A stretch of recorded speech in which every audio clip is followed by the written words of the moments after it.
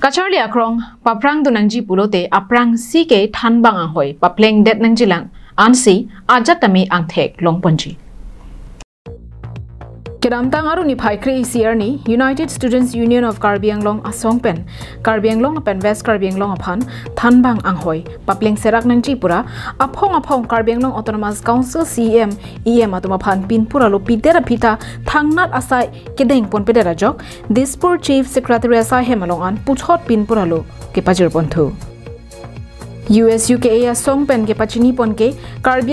West Thanbang anghoi ki papleng pri dup piklang lasi prabjin pen papleng pon serak nang pupusi ki hang padupon lapen jongsi prabjin pen papleng pon pe pulote akang tu yang deng setami jesong ponang ko pupusi pachini pon আজি আমি দিছপুৰত এখন chief secretary এখন দাবী এখন স্মাৰক পত্ৰ প্ৰদান কৰোঁ যাতে কাৰ্বি আংলঙৰ শিক্ষা যোনটো পিছপৰা যেহেতু এটা ঠাই যাতে তাত অতি সোনকালে যাতে